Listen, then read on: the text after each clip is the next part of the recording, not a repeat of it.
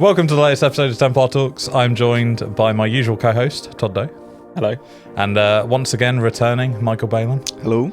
And our ideation, I guess I should introduce myself. I'm Stephen. And we're joined today. We've lost Ed. He's somehow escaped the room. But we have Captain of Team Templar, Mr. Rocco Vitesi. Ciao. Do you speak Italian? No. Oh, okay. Shit. I'm learning it on Duolingo. But Are you actually?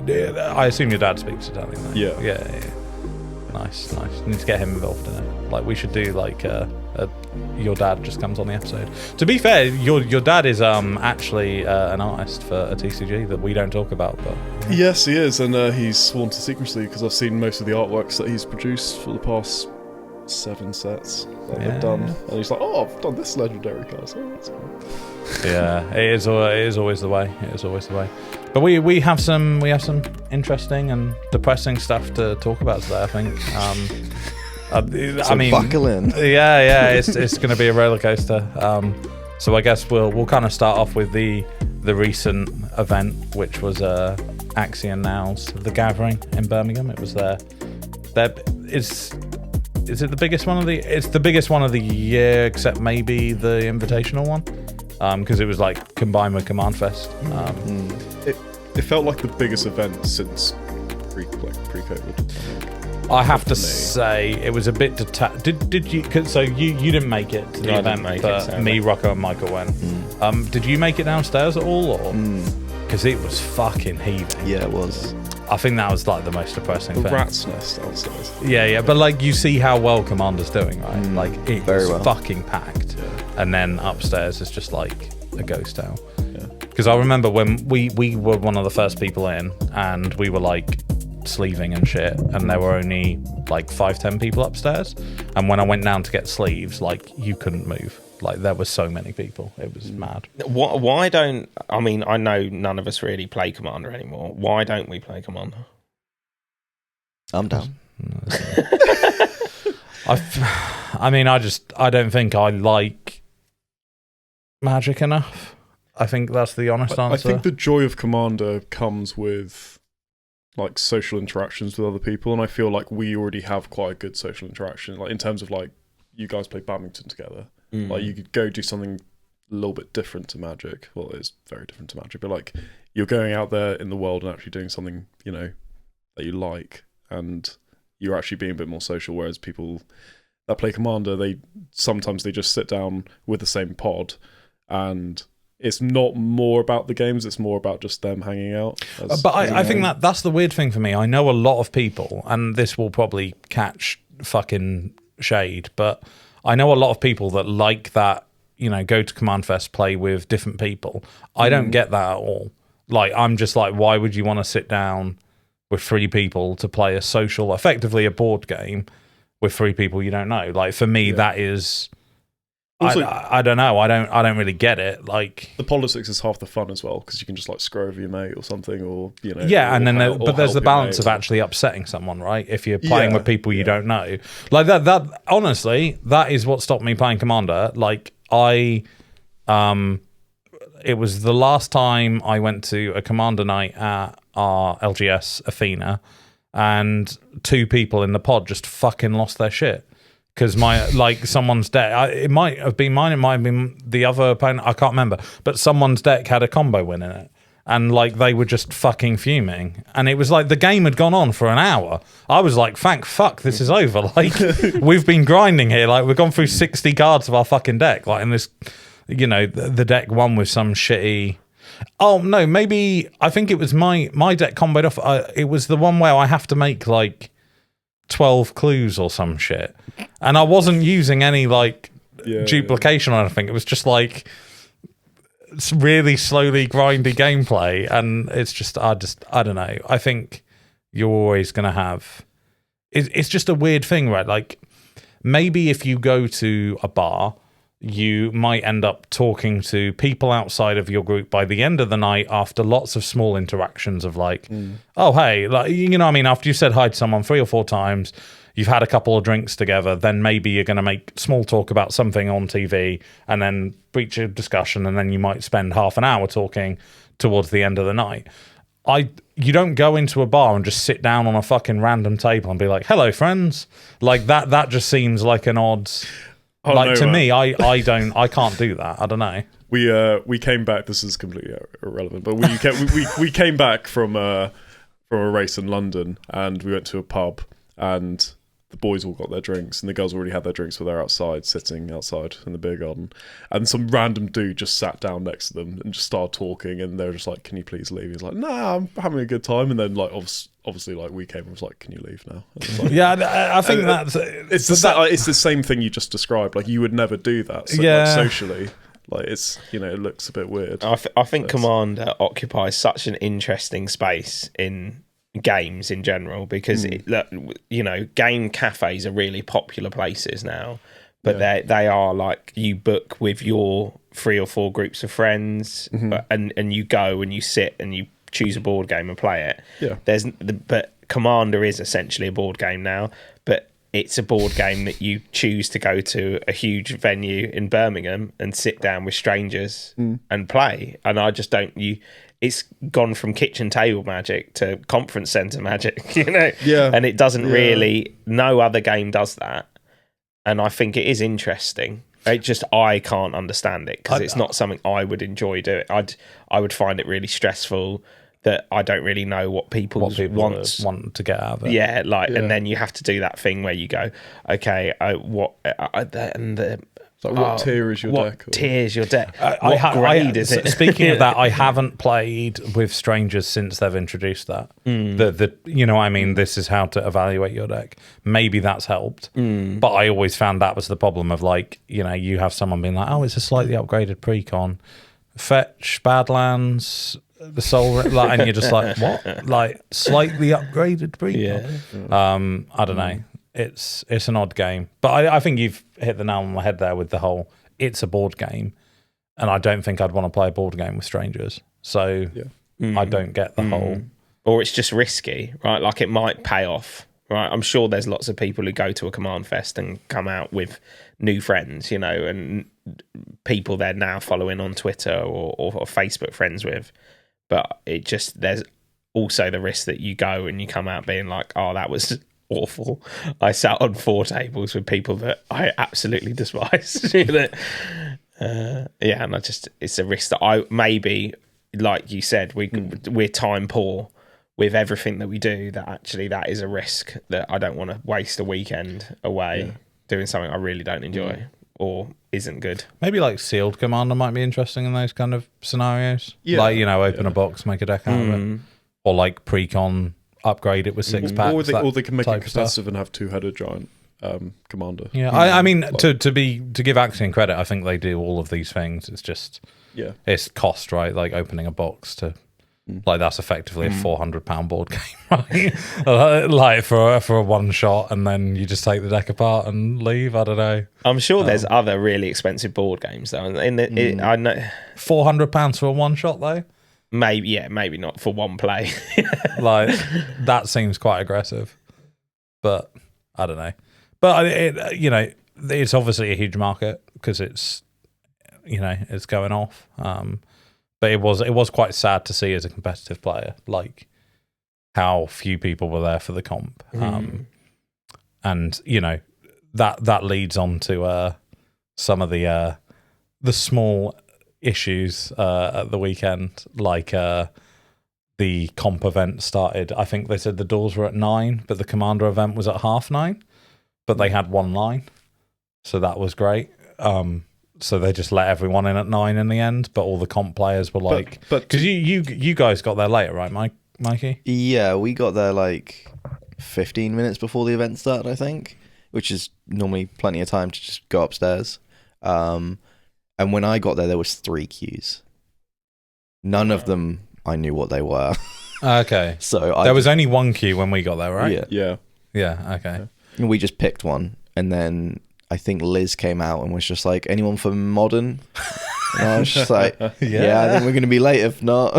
And then they let us through. And then, we skipped past all the Commander players, which then I felt like a dick, but Yeah. I do think, like, obviously I wasn't there this time at Birmingham, but every time we've been at Birmingham, I've always been deeply frustrated with the way that it's the security and the door, like, is handled, because they're always like doors open at this time or entry to the building, and then they police it really strictly. I feel for, like, generally we should be moving into the lobby. Maybe we're not going to the hall, but we should be, like, somewhat, like, going into the building, especially weather dependent. Like, every time it's been, like, windy or raining. Yeah, but I guess, and there's like 100 of you stand out like cattle. But there's an argument, I guess, if you do have a fucking bomb or a gun, if you get through the lobby, you can just make a run for it. Yeah, I agree that but, like, bag checks could be happening.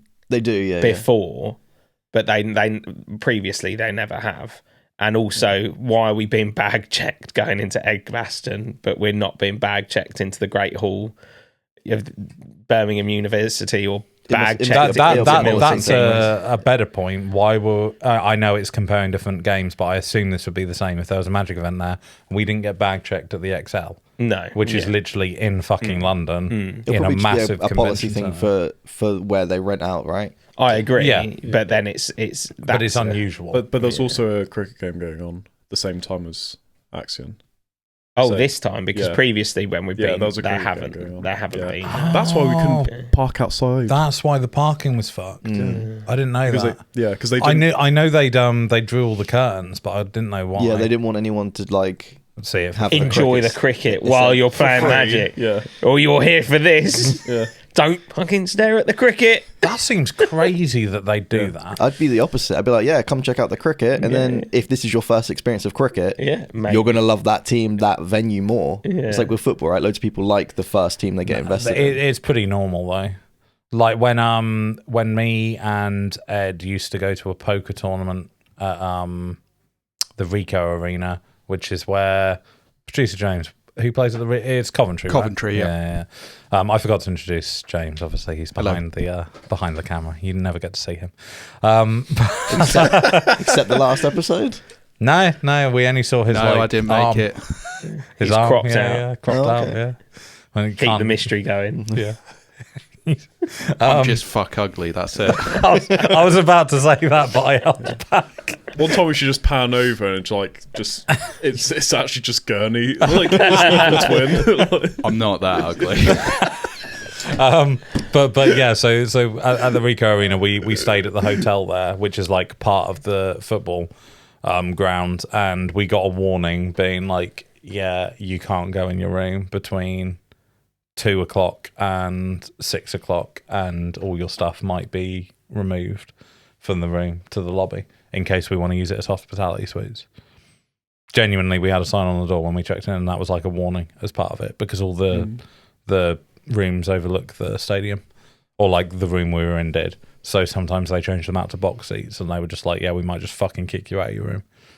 Wow. So yeah, but they didn't, and we got a free view of the game. But it's literally like, in the context of football, the seats we had would have cost like so much more that I guess there's that whole, like, it's different at Edgbaston, I guess, because I guess it's not. Maybe how much was it to get into Command Fest, right?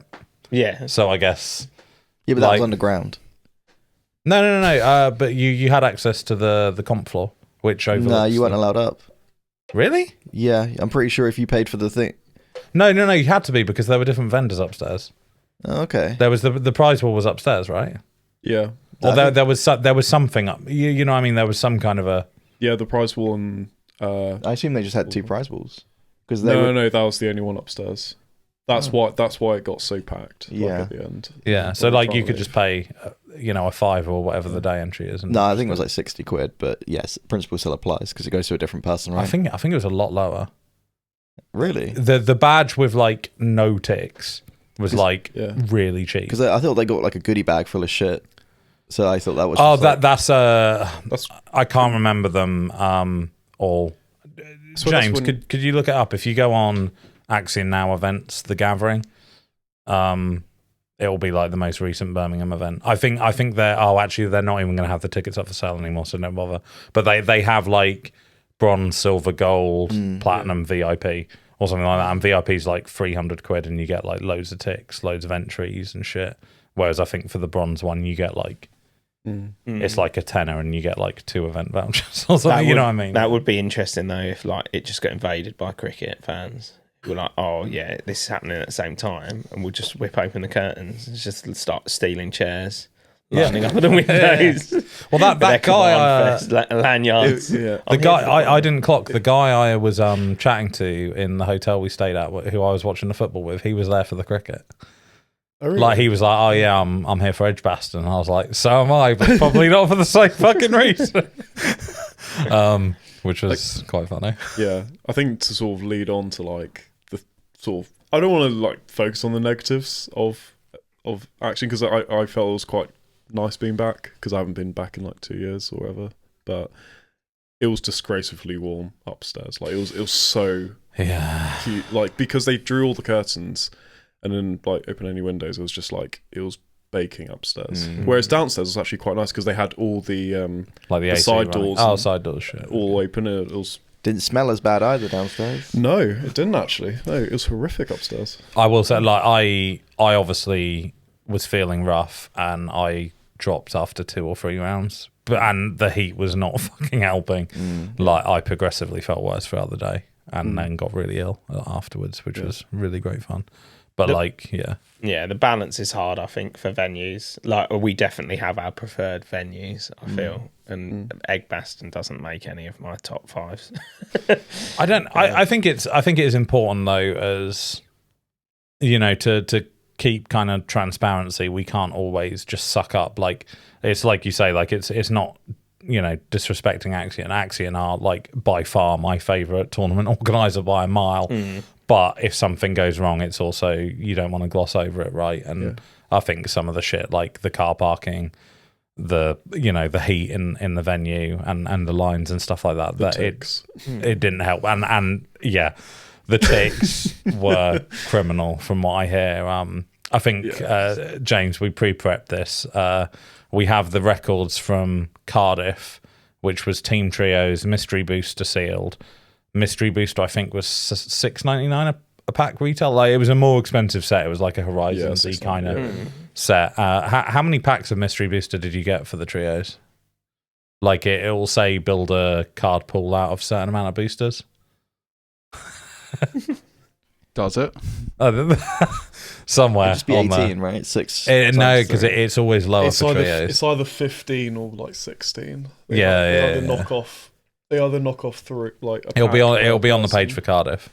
Somewhere on that page it'll say you build a deck out of X amount of boosters. 12. Yeah. Right, okay. So 12 boosters, even if you say it's a $5 booster, partially because I don't have the arithmetic skills to do the other one quickly, but that's 60 quid, right? Out of your, and it was £90 to enter, I think. You are correct. So £90 to enter, you're getting £60 of product, and ticks wise, what did you get for going 3-2? It would be 320. 60 ticks, and that's like I think 3 boosters for a team. So that's shit, but like you're getting about 75 quid for 90 quid to play 5 rounds of an event.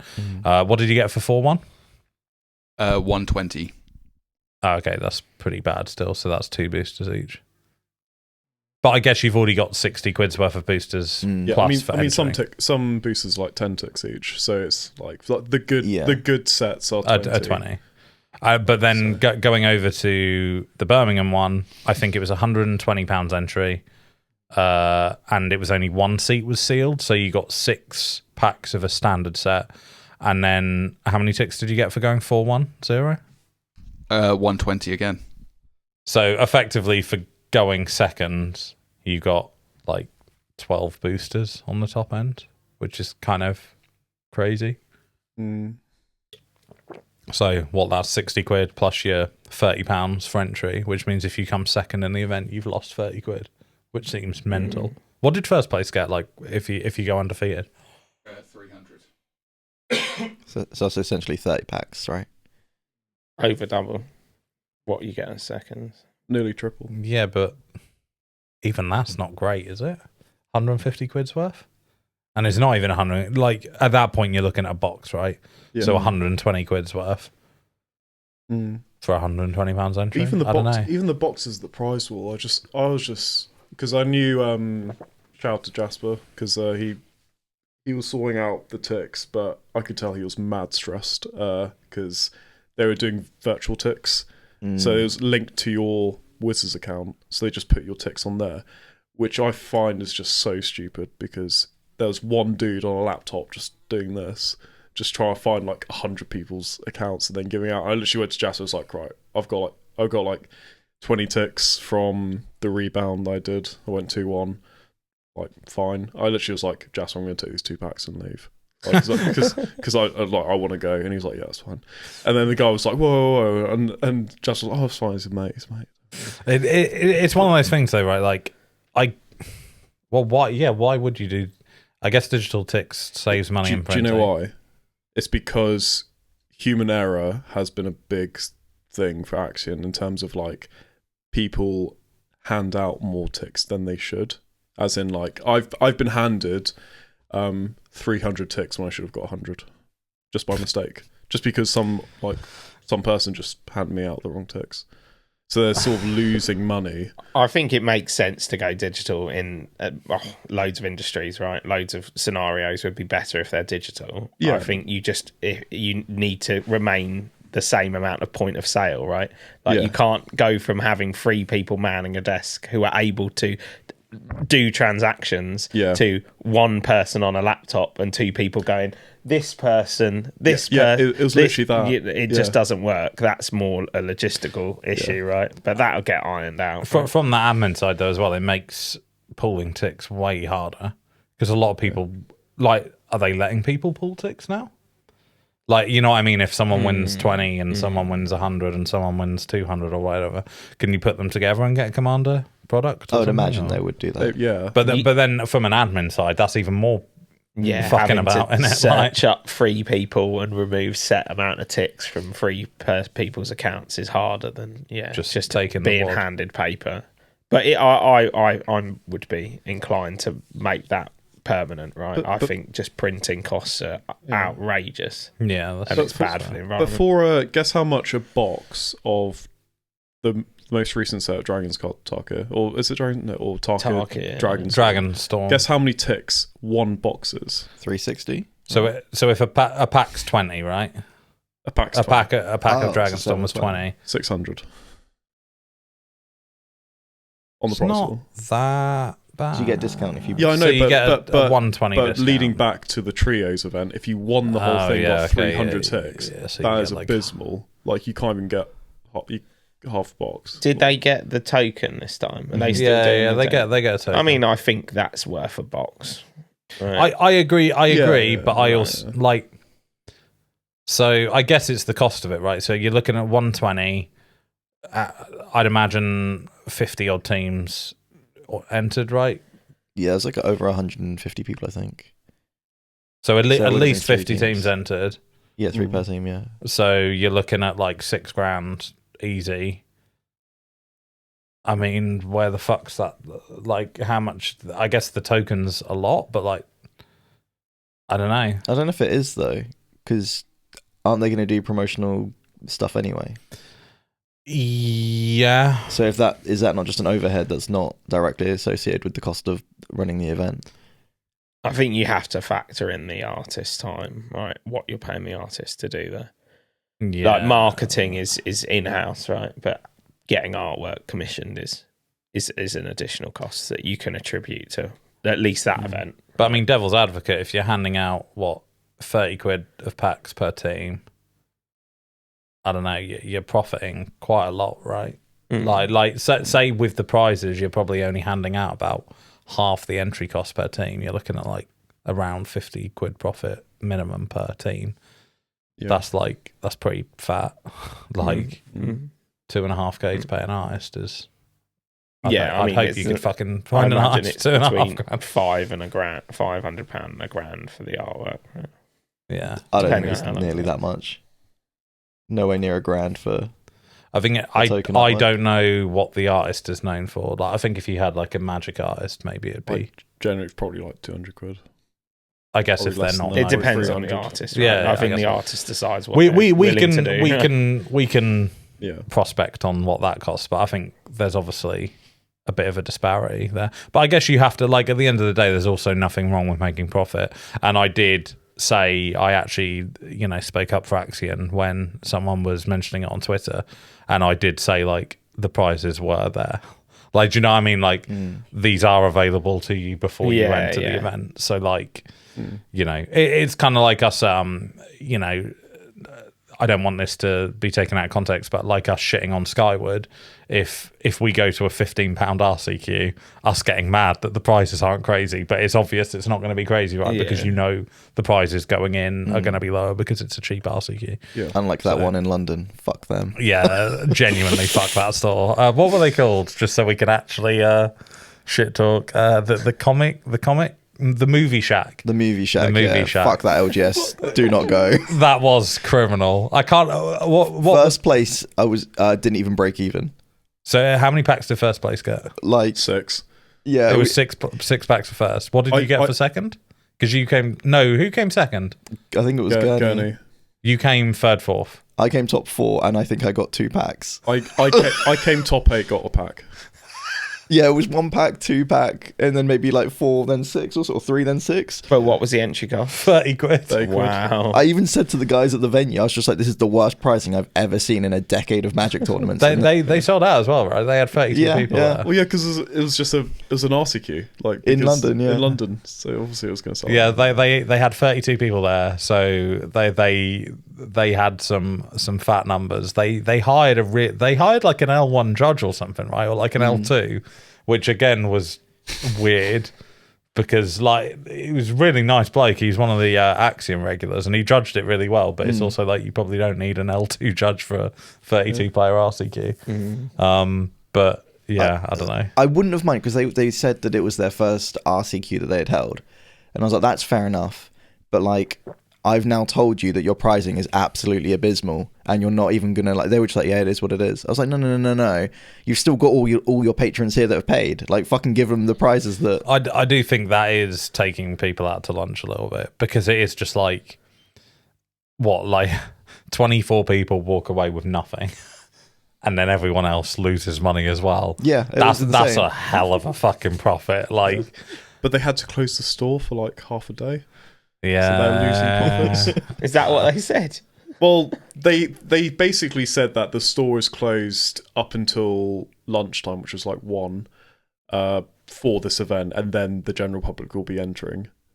Yeah, I mean, there wasn't really anyone there anyway. But Yeah, there was like fucking People pitched with tents outside. fucking- like, I want to shop at the movie shack. just like my mum, like at the back, just browsing board games. yeah, that was an experience that wasn't ideal. So I think it is just like, I don't know, when you are transparent about pricing, I think you can't really complain that Yeah, much. for sure.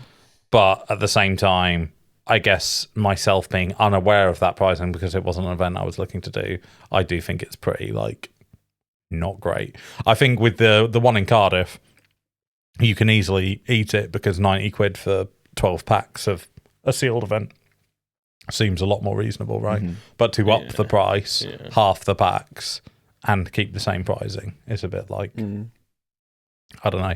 It doesn't. An odd one. Yeah, the maths doesn't line up. Yeah, there's something going on a little bit there. Unless the Cardiff one was just mispriced and they didn't make as much as they needed to justify the hire of the venue. It could also potentially And they be overcompensate, Cardiff didn't cost as much to hire the venue in the first place. And then the big one, I can't remember, but Mystery Booster Convention Edition, did WotC hand some of that out to game stores? Maybe. It was like, was it part of their apology product or like something to do with COVID?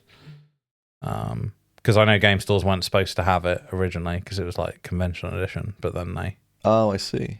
So I don't know if it was like reduced cost or something. Who knows? But I think if instances like that do happen where they get product for free or sponsored or whatever, I would rather they didn't just like load it onto prizes and make things cheaper, because what that does is that skews my expectation for the next event. Yeah. If you guys have it good as a tournament organizer, like just take the W. Yeah. Otherwise, when I go to the next one, I'm gonna be like, what the fuck? I got loads more last time. And then I don't understand, you got a bunch of stuff for free from Watsy or whatever. And now I feel like I've been scammed, when in reality, I actually got a really good deal the first time. I just wasn't made aware. Yeah. I think as well, the big thing for me that's frustrating me about it, and I'm surprised at, and it's less so the pricing, because I don't think you need to speak about the pricing as an organizer, because it was made like fully, you know what I mean, you were fully aware of it. But it has annoyed me a bit that the car parking wasn't addressed after the fact, because I think to have it happen that there was no car parking was a shit show. You know what I mean? When you advertise an event, say there is car parking here so people plan their journeys, and then you get there and just get turned away, and the only reference to it was a tweet being like, the first day I think was, there's been a huge fuck up with the parking, we're really sorry. But then the second day, the social post was just like, still no parking. I feel that should be more like, still no parking because this is what we're going to do to ensure this doesn't happen again. Do you know what I mean? Just some kind of like, don't worry guys, at future events this isn't going to be a concern, we're really sorry for the hassle. I feel it was a bit more thrown away than it should have been, because I think it wasn't a big deal, but I think stuff like that could be a big deal. Especially like if like for accessibility as well, like if you're going to your first event and you've got a disabled badge or something, that is a fucked experience to turn up to an event that has been advertised as having parking and then being like, you got to park over there and hope for the best. Like that is proper. I don't know, maybe they would have let people with disabled badges in, I don't know, but it felt very much like no one was getting in that car park. So, See, not even the staff were getting in. Well, yeah, so Yeah, which is mental. I actually felt like the opposite. I thought the parking was fine. I did like, obviously I didn't experience it when you guys got there really early, but for me it was like I just turned up and he went, nah, it's just park down there, second on your right, and then I parked down there. There was unlimited parking, like no issue whatsoever. To me it wasn't an issue. Well, did you must have gone to a different car park. We had to park in a really sketchy space with a tree because there were no spaces. Like in the car park we went to, it was like £8 a day or something like that. Yeah, the parking was cheap, and it was basically like a really shitty gravelly road with a bunch of speed bumps, and then you just park on either side of the road, and there was just like trees every 50 meters or whatever, and then you basically just kept driving, and then eventually it got to an end, and then it went to another car park which was empty, and there was like 200 spaces. Okay. So there was unlimited parking. It wasn't going to be like sure. There was no cap. I don't know. I still think if you've got a wheelchair or something, that is fucking rough. Yeah, for like, sure. I think that's the more thing. I don't think it was an inconvenience to me. I just think for me it's more principle that they just didn't address it. Like I think that's. I think you should know prior to the event, right? Yeah. Just for your knowledge. I'm pretty sure they didn't look down like, oh shit, we've got a cricket game the same weekend. It's like, the car park's booked up. Yeah. I mean, communication's difficult everywhere, right? That also could have been not within Axion's control, right? If they don't own the venue and the venue just goes, we messed up, we've double booked the car park or whatever. I still think the day 2 announcement should be more than sorry, no parking again. Yeah, I'd agree. Like, I think that's the thing. I think the fact that there was no parking is like, yeah, as you say, that can just be venue fuck up. And to be honest, I think in this case it was just how it was addressed. I would have probably liked to see one of the judge team or an Axion member of staff at the edge of the car park as well.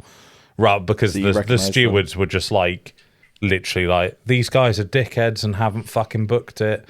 Fuck them, go over there. Like, they literally said that to, like, they were literally like, I don't know why anyone's trying to fucking come in here. Your event organisers are shit. Like, they literally said that, like, as me and Rocco pulled up. They were like, they haven't booked the fucking car park, mate, twats. And we're just like, okay.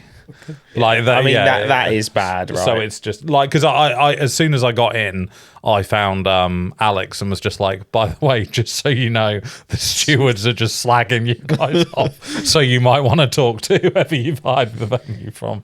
It does create animosity, but this is again just a small reason I don't particularly like Edgbaston as much as and any of the other venues we go to. Is just because it is such a corporate venue with these kind of bullshit barriers to like actually enjoying your time there, that you get, this kind of rigid borderlines at the car park that you're not allowed in the building. They're gonna ransack your bag, and you're just like, for what?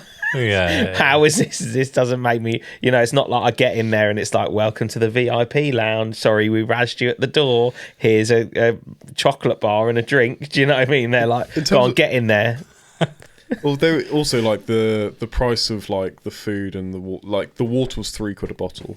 Yeah, I mean, and the food was but that's the thing, right? It's corporate sports price. That reminds me of the little chippy, like kind of school dinner diner canteen on the second floor. Yeah, that is why it's £3. I went down there last time we were there. Obviously, I didn't go this time. Last time I went there, and I literally got my food from the most miserable fucks that you've ever met in your life, and I was just slopping it on your plate, shove it to you, and then I went to the till and I presented her with £10 of cash, and she was like, "No, we don't take cash," and I was like, "Well, you've just given me." It's in a plate, like.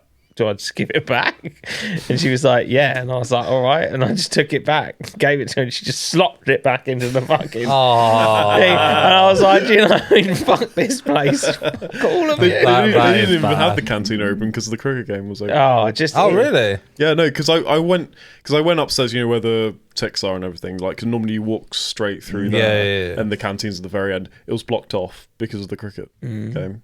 Ooh. Where was open to get food and drinks? Underground, downstairs in the dungeon. in the commander place. They had all the like nachos and so like that. To be fair, like the food was like all right, bit expensive, but goes back to the bag search. I literally walked in with my massive like North Face duffel bag, like past security. I was like, morning. Could have had a bomb in there, but obviously didn't. Like I had and I was carrying like 12 water bottles as well. It is weird how inconsistent it is and stuff like that. Like, I guess that's the same at any sporting or it's just a tick venue, box activity, right? Yeah. The venue has to say, "Oh, we check bags," because then if something goes wrong, then they've got their own cover up. But no one there actually fucking cares. Yeah. But it It's for just a me, tick it's box just exercise. consistency, right? If you have an event organizer that is booking out your venue every single year, like, maybe they're just too big of a fish to care who's booking, and they're like, oh yeah, I sack Axion off this year. Do you know what I mean? Like they're not. We haven't got any room for you. But if you've got a consistent customer coming, and there should be a level of communication between both of you, where it's like, oh, I am. Do you know what? We'll do security.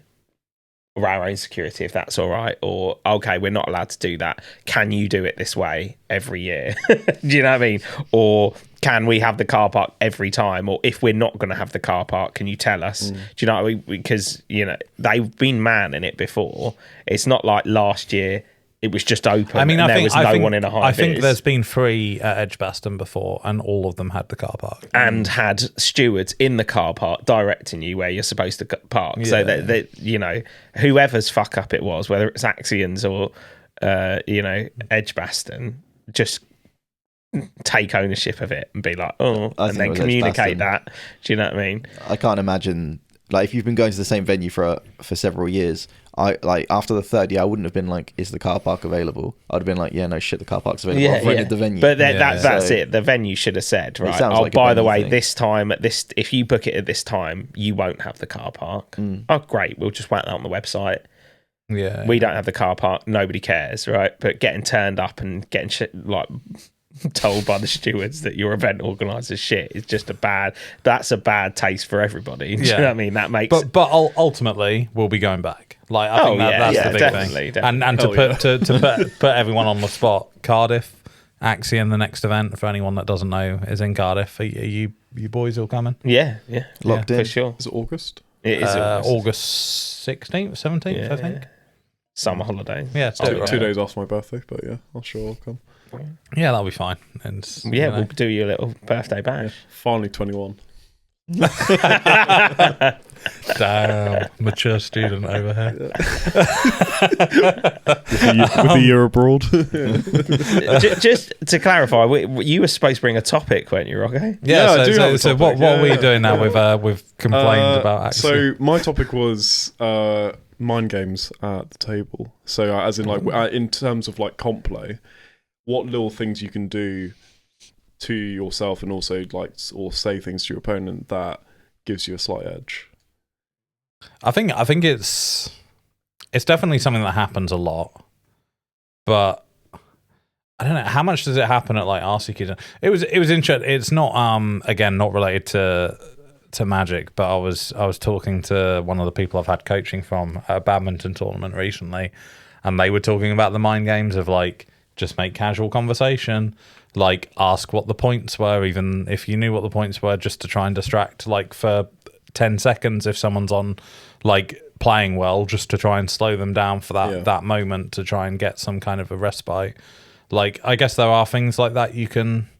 I mean, I guess that's one in Magic. Is that something you guys have ever done? Just like checking the life total when someone's trying to make a thinking. What, lulling someone into a sense of security just as you're getting your stuff out, just being like, "Oh, you come from far." I always do that, but I don't think it's mind games. I just think it's. I don't know. I don't like. I guess it's mind games against me. I hate players that just are deadpan silent. Just does my head in. That's the dream. Nah, it's just weird. That is the dream. It's so you are weird. a computer screen. Yeah. I hate MTGO, so I guess that's the like. I think it's so odd. I think it's more from my perspective. It's sort of like playing poker. You're playing your opponent versus like the game itself, because I feel like if you win the mental game against your opponent, it feels like you've got a slight edge in the game, if that makes sense. As in, like it boosts your confidence. Yeah. So, like for instance, I know we hate to shit on James, as he's not here, but when it comes to comp, like I can read that boy like a fiddle. Like play him like a fiddle. Read him like a fiddle. Yeah, play him like a fiddle. Just because I wasn't there that RCQ where he just didn't cast anything for fucking 6 turns or something? Yeah, because we were in the finals. This was for. It was modern for not Ghent. Was it Prague? Prague, yeah, Prague. I sat down, and before I even sat down, I was like, "Oh, I've never been to Prague, James."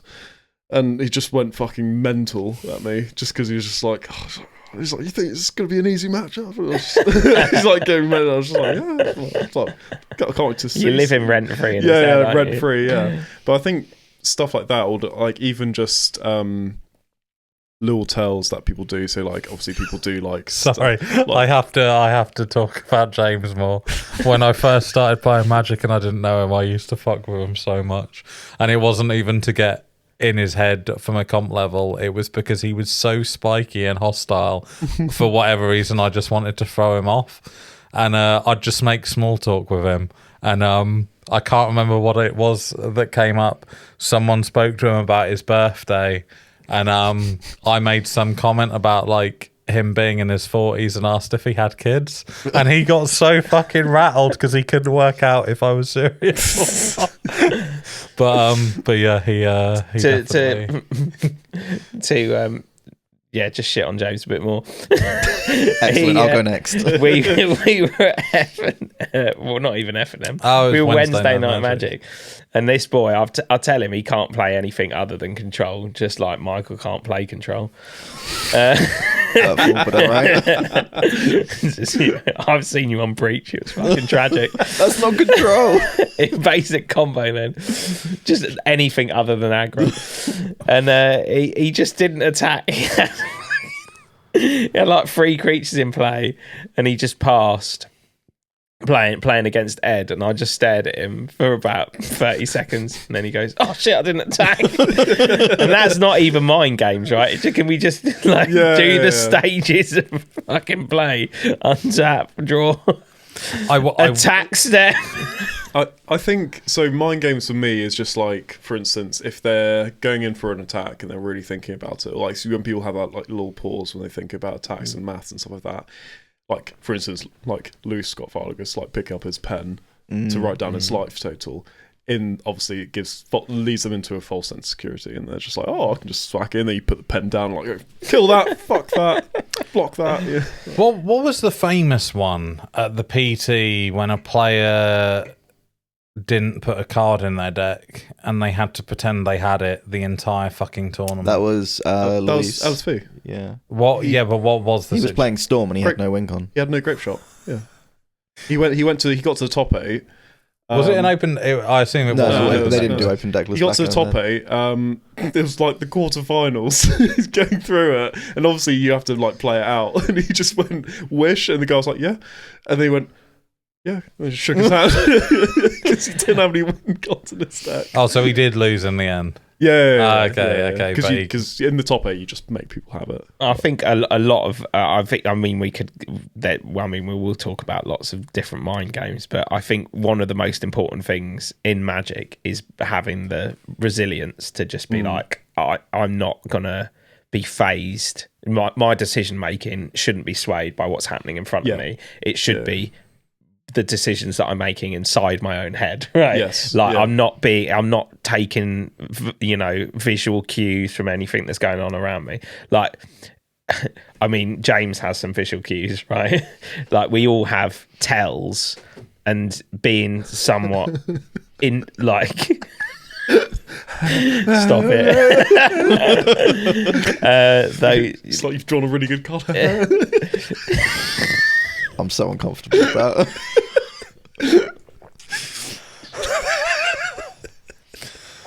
Oh, fucking hell. Yeah, I guess that is that is some free information for anyone going into an RCQ against James. If He sticks his tongue out. if the tongue starts coming out, something hot's coming down. Yeah. Fuck's sake. Has he got the third piece of Tron? Stam Ugin. Oh dear. I mean, I love you, James. Don't worry. I think I don't know.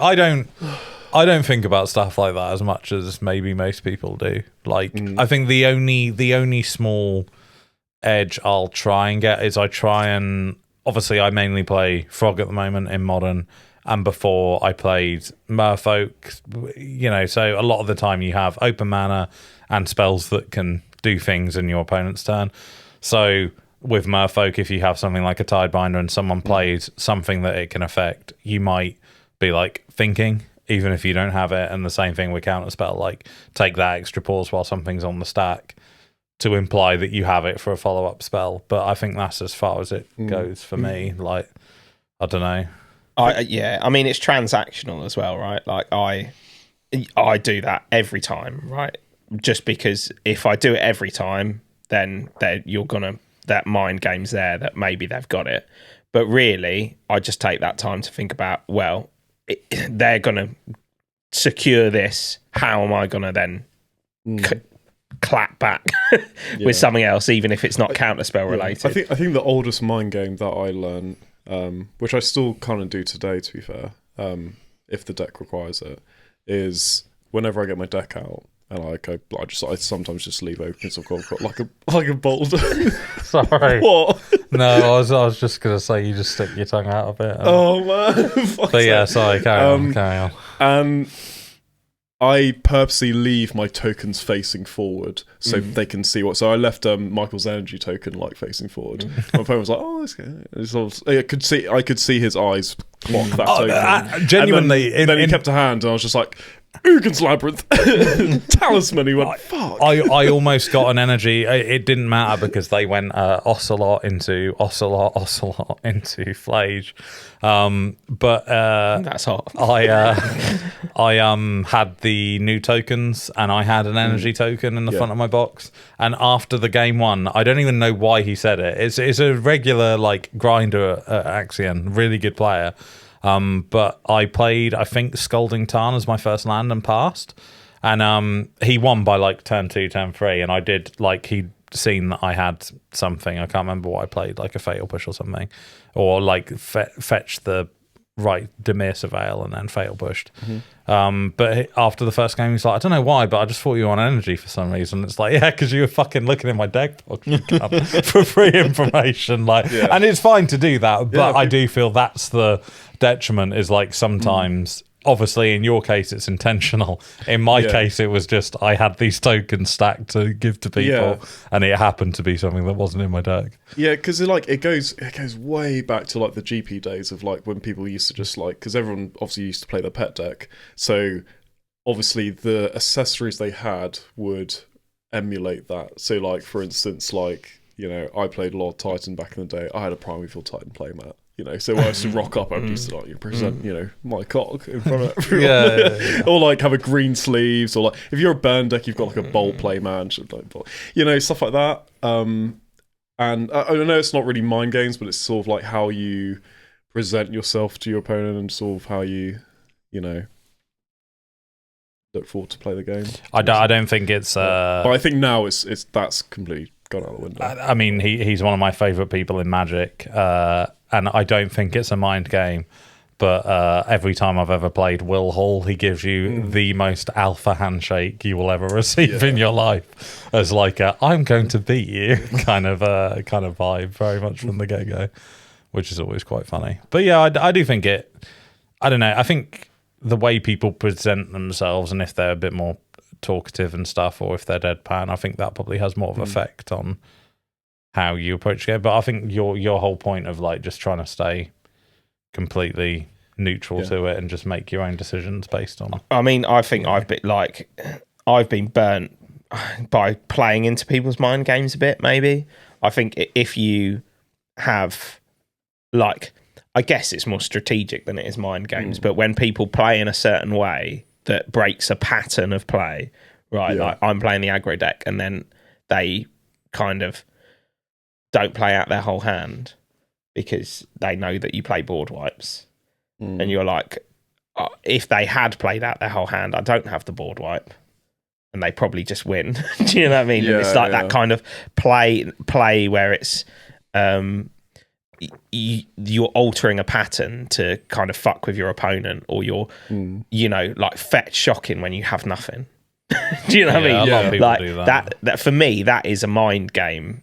But it's not like what you're talking about, where it's outside of the game. Yeah, where it's like flashing a token, or picking up tells or cues, or you know, picking up the pen. Where do you place your hand when it's your opponent's turn? Do you know what I mean? Like, if I put it face down on the table and I'm a control player and I'm just like this, like, you're saying I usually do that if I have the counter spells. Yeah. But also, it's like, do you want to, like, are you going to want to counter everything, or in that specific scenario? Because if you like 2 cards and someone goes, the biggest, scariest spell that you've ever wanted, and you counter it, and then they go, brilliant. The actual one I wanted to resolve, like those are all mind games. And to me, like, you can play into that kind of concept of being fucked with or fucking with people, but actually, if you just focus on what you're doing and less of what people are doing, or less of those scenarios, you're gonna play better. Just by not getting involved in that whole kind of there is a lot about reading the game, though. Like I think like you do have to take it into account a little bit, because like, you know, it's like playing 2 1-drops versus a 2-drop on turn 2 into a potential spell snare, or like, you know, playing out your hand in those situations. Maybe you have the win if your opponent doesn't have a board wipe, but you have to read that game of like, how many cards do they have in their hand? Maybe I should hold some stuff back. I think that's all on you, right? And it's less of the mind games. Like if you play into, it's almost like star signs, right? If you play into the fucking LSV shit and like picking up the pen, you're going down a whole fucking rabbit hole that isn't just getting better at the game. You could just be getting better at the game, but instead you're fucking picking up your pen at random times and placing your cards off, and like, just play the fucking game well. Do you know what I mean? Like, I mean, I still do stuff like that to this day, in terms of like lining up untapped mana that for a spell I don't have or something. Yeah. Just so, but for me, like, but is that's that gameplay? Is that just gameplay skill or development, or is that just like mind games? I think they overlap, right? Yeah, I guess they overlap a little bit. Yeah. but for me, again, they're marginal gains. They're not. Yeah, but they certainly do add up a lot when you're playing like a 10-hour tournament. Oh yeah. Again, across like 9 rounds. Yeah, but it kind of goes or 2-day tournament like an RC. Like if you make it to day 2, that's I think we're borderline writing a thesis on this podcast now with your caffeine tabs, your mind games. As long as write it all up into. As long as we stick with the word thesis and not manifesto, I think we'll probably be okay. But I guess kind of closing out the thoughts on mind games. I think that is the big thing. It is just such a personal. Like it's like when we discussed a few episodes ago about tournament prep, everything is going to work differently for different people, and people are going to like approach it in different ways. And I think doing things that give you the confidence to win, like at the end of the day, if that is whatever weird and wonderful thing it might be, like go for it, right? Like I know Yatka from P9 always has like the one play mat, right? Like maybe that's just a flex thing that makes him feel more confident when going in. Like there's always little things that people are going to do personally that might affect it. People have their lucky play mats. Like, yeah, that's all bullshit, but if it helps you, then it helps you. Do you know what I mean? Like I know it's not a mind game because it's not intentional, but Eric Zhao lives rent-free in my head. And he doesn't know he does, right? He probably doesn't even know who the fuck I am. So again, it goes back to it's a me problem, right? Yeah. But when that man nods when I cast a spell, I'm fucked. My legs are jelly, right? Like I'm like, I was playing Hammer, I was like slamming it, Esper Sentinel, fucking Cigardas A Colossus Hammer, and he's like, and then I'm like combat, and he's like, I have control of that. I do kind of feel low key, and big shout out to Eric. I've played Eric a few times. I think he is like the coolest, calmest, most confident player. He's like in any situation. Me. Like I think I even beat him once, but I felt like I was going to lose because it was such like it's similar to who won Cardiff? Alexander. Like Alexander plays Magic in just such a nonchalant kind of. You can't tell if they're winning or losing. Is this Percival? No. Gordon Brown. Yeah. Because remember when Cardiff, Birmingham. He won. Oh, sorry, he won Birmingham. When you played him in the semi-finals or the quarterfinals at the Mega Modern, it was very like he was completely fucked just digging off Storm, but you couldn't tell. It was like watching a man perform surgery. I resolved High Noon, right, which is the deafening silence effect, right? And you just get the nod, like yeah. And he just carried on. And I was like, I'm sure I've won it. But now I'm questioning whether I fucking won or not because he's just carrying on. And then he's like, yeah, you've won. And then he's like, yeah, there's no way I'm winning against the High Noon. Like, why are you still playing, Alex? I think that is, I guess that is a mind game in its own right. Like that level of like, to be able to collect yourself that much and have no emotional like response to, because you can tell like some players when you put the back-breaking card down, like you can see it in someone's eyes, but some, like with Eric, with Alexander, it is very much but like it's definitely dead like man. Leading on. Let's say that was like game 2 or something, and like they won game 1. You've just like played your back-breaking sideboard card and won game 2. They'll either concede to themselves in terms of like they won't show you weakness in terms of like, oh yeah, you fucked me. Like they'll just think it's like, oh, maybe I just don't have it, and then you just concede, and it makes them go into the next game thinking they can probably pull it out a bit better. Or I think if you definitely let those like top decks and stuff get in your head, it can like derail your play massively. Oh, I'm a much worse player at F&M than I am when I go to a Mega Modern. Because I'm not invested, right? It's like, oh, I'm not. Like, oh yeah, of course that happened. Oh, it's James again. Oh. F&M is mental relaxation because it's with the boys and just nice and social. At like a Mega Modern, it's mental fortitude and endurance. And there's like nothing else to it. Like, I feel. And I guess moving on to the last thing we wanted to talk about today. Speaking of F&M, we've had a new contender appear in Norfolk, haven't we? We have. Zato have started their F&Ms. It's been seeming I went to one, seemed pretty good. Yeah, really good. Yeah, Nice venue. one. Yeah. Nice chairs. Oh. Yeah, it's all office Office chairs, chairs, yeah. so it's like the lumbar support is top tier. But yeah, no, it's definitely good, and it'll be exciting to see what they bring to the table. I think they're going to be doing RCQs as of next season, and there is going to be a modern winner box there. When is that? June 21st? June 21st. Yeah. And then obviously we can't, go without talking about all the other RCQs going on as well. There's 2 double headers in Suffolk, because I called you out on that. They're both Suffolk, aren't they? I think Ipswich and Lowestoft. Yeah. So it's just nice to have an RCQ in Norwich finally. Well, yeah, that'll be the big one that Zartu are going to be bringing. It is nice not to have to Shuffle drive. doing? Shuffle are doing one, but I don't think the date's confirmed. But it's going to be really late in the season. Shuffle's in Bury, St Edmunds, and then Skyward and Langdon are both doing Saturday, Sundays. Saturday at Langdon, Sunday at Skyward. So if you're travelling, you can stay in Suffolk or Norfolk for both. And I think their first one is June 14th, 13th. Is that right? Mikey's the date man today. Getting the calendar out. June, we got 14th and 15th. And Langdon then there's one Skyward, in July as well. 5th and 6th. 5th and Again, 6th. Langdon and Skyward. Nice. In that order. Nice. Yeah, so it should be a good time. Hopefully we'll get some good numbers for Modern. Modern seems to be, that is one thing to take away from the Axion tournament. It seems like it's in a really good spot. Hell of a lot of variety.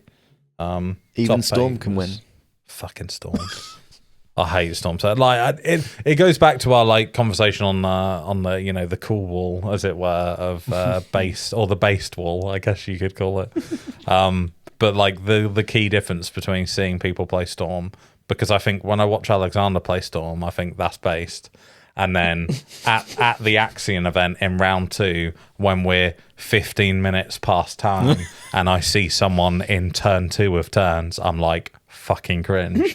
You know what I mean? Like shuffling through their whole fucking deck. The deck is just horrible, isn't it? Alex is a hell of a pilot on Storm. He's been playing it for a long time. Yeah. But that he knows, right? He just knows what lines go to where. I think Storm's such a hard deck to play. To know where that turn's going, if it's going to be successful or not. Can we remember what else made the top 8? Was there some Belcher in there? Eric Zhao made the top 8 with blue white control. Oh yeah, that was pretty based as well. That's really based. On round. With days on doing Narset. Of course. Yeah. What? So blue white control, Storm. There was full color control made top 8. Nice. There was an energy list as well. Yeah. No Titan decks made top 8. Really? No. I blame the pilots. Will went on a bit of a tear with Titan, didn't he? I think he was the best performing player from our group for the weekend. He went 6-2. Yeah. I think he did 0-2 into 6-2. Nice. So resilience. Yeah. He's looking, a strong performance to end out the season in Cardiff, and I think he's looking pretty good for the Invitational. So that'll be exciting. But anyway, I guess that's probably everything we've got to say today. We've waffled, we've rambled, we've complained. I think the only thing I would say is I know we acknowledged that Alex won, but he actually won Saturday and Sunday, which I thought was pretty sick. See, I thought that was pretty bullshit, because I don't think that you got acknowledged when you did that in Cardiff. I don't think Axiom posted about it, whereas they did post about Alexander. That's okay. I don't mind. Bias. Fuck him. What did he was in the trios. He was in the trios as well, yeah. So, 2-header, yeah. But you were the first to do that, right? Michael did it first, yeah. Mine was a little bit different because I went undefeated over the whole weekend. So check your facts, mate. I mean, to be fair as well, you can't really compare them because Alexander had to drag the likes of George Channing and Sean Goddard to victory, whereas Michael was carried by James Gurney and Todd Dye. Ball and chain. I did. It was so Who fucking. is George Channing? Wait, who are they? He's one of the Axion grinders. I know, like I'm old- taking the piss. Oh, okay. I was going to say, I genuinely thought you didn't know who George was. It was so, oh god, it was so funny in round one at the Axion tournament. I saw Ed was paired into Sean, and I was just like, good luck, because he was on Beltra as well. It's like one of your worst matchups against probably the best player. in the way room. to rattle Like- your teammate. yeah. I said to Ed, I was like, "Oh, who did you play round one?" He's like, "Oh, Sean." It was like, "Oh, how'd it go?" He's like, "He suspended 3 Lotus Blooms on turn 1." I was like, "Oh, that's nice." yeah. I think He's got 2 turns to kill him then, and he's only got 4 cards. But Come on, Ed. I think it literally was Sean on the play game 1. He won. Ed on the gameplay 2. Ed won. Sean on the gameplay 3. Sean won. It's just like 2 ships. Just like I'm going to combo consistently. But anyway, thank you very much for listening to our waffle. It was a pleasure. Thank you, James, again for tolerating our waffle and making it hopefully sound good in post. I don't know. Hopefully, there's not too much heavy breathing and. We don't have Ed today, so fingers crossed. Yeah, we can hope for the best. Just Rocco making us die with laughter. But to be fair, hopefully we've been teasing it a while. We keep saying Big Willie's going to be coming on to complain about Universes Beyond. Yeah. But we replaced him with Italian this time. But hopefully we're going to have some Big Willie next time. And then we can talk about Final Fantasy. Yeah. I mean, I think that's a bit of a spoiler of what's going to be discussed. Is with the price of packs going up, our F&M's going to go up. We'll get into it, get into the weeds, and we will see we go you. to F&M? No. Well, yeah. I mean, that's the other one. But thank you very much for listening, and we'll see you on the next one. Peace.